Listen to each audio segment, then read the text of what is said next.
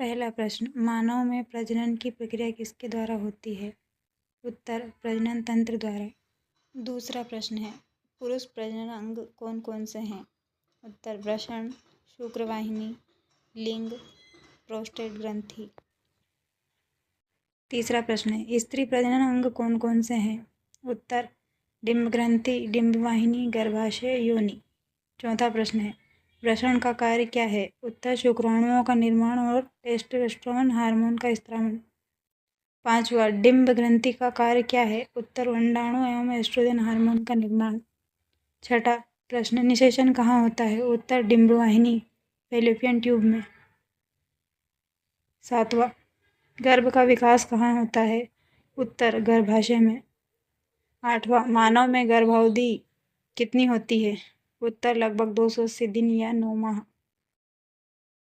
नवा प्रश्न है, पुरुष हार्मोन का नाम क्या है? उत्तर, टेस्टोस्टेरोन। 10वां प्रश्न है, स्त्री हार्मोन कौन कौन से हैं? उत्तर, एस्ट्रोजन और प्रोजेस्टेरोन। 11वां प्रश्न है, शुक्राणु कहाँ बनते हैं? उत्तर, वृषण में। 12वां प्रश्न है, अंडाणु कहाँ बनते हैं? उत्तर, डिंब ग्रंथि में। 13वां प्रश्न है, शुक्राणु और अंडाणु के मिलने को क्या कहते हैं? उत्तर, निषेचन। 14वां प्रश्न है, भ्रूण किससे जुड़ा होता है? उत्तर, नाल से। 15वां प्रश्न है, भ्रूण को पोषण कौन देता है? उत्तर, नाल। 16वां प्रश्न है, मासिक धर्म की औसत अवधि कितनी होती है? उत्तर, 28 दिन। 17वां प्रश्न है, डिंबोत्सर्जन कब होता है? उत्तर, मासिक धर्म के लगभग 14वें दिन। 18वां प्रश्न है, गर्भाशय की आंतरिक परत को क्या कहते हैं? उत्तर, एंडोमेट्रियम।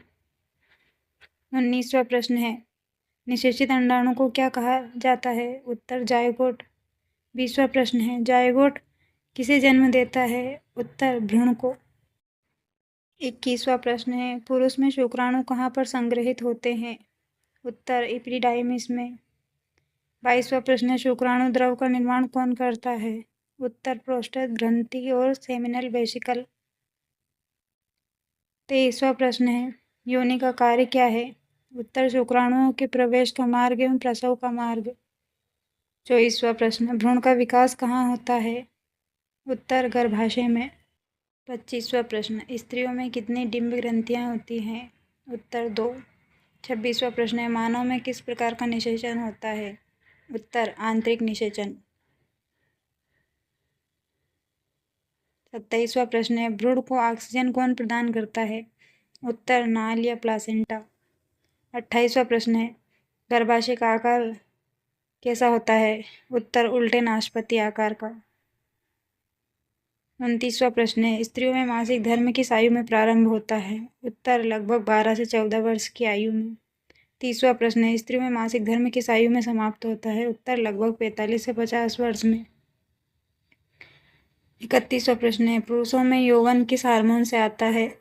उत्तर, टेस्टोस्टेरोन हार्मोन से। 32वां प्रश्न है, स्त्रियों में यौवन किस हार्मोन से आता है? उत्तर, एस्ट्रोजन से। 33वां प्रश्न है, अंडाणु का आकार कैसा होता है? उत्तर, गोलाकार। 34वां प्रश्न है, शुक्राणु का आकार कैसा होता है?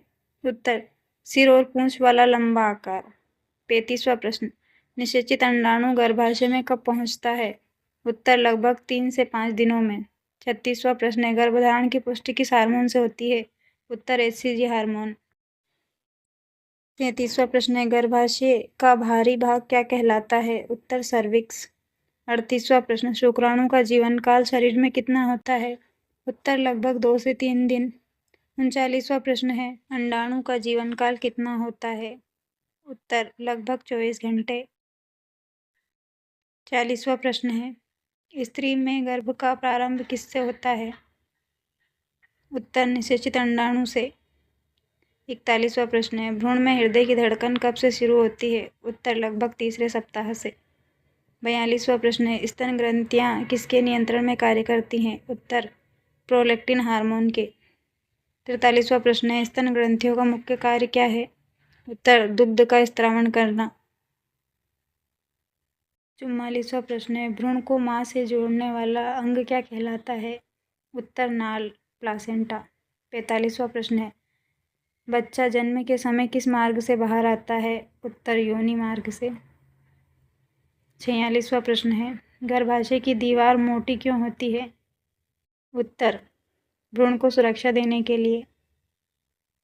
43वां प्रश्न है, मानव में निषेचन किस प्रकार का होता है? उत्तर द्विलिंगी। 48वां प्रश्न है, शिशु के जन्म की प्रक्रिया को क्या कहते हैं? उत्तर प्रसव। 50वां प्रश्न है, स्त्री में गर्भधारण किस अवस्था में होता है? उत्तर जब निषेचन सफल होता है। 50वां प्रश्न है, नवजात शिशु को प्रारंभिक पोषण कौन देता है? उत्तर माँ का पहला गाढ़ा दूध जिसे कोलेस्ट्रम कहा जाता है।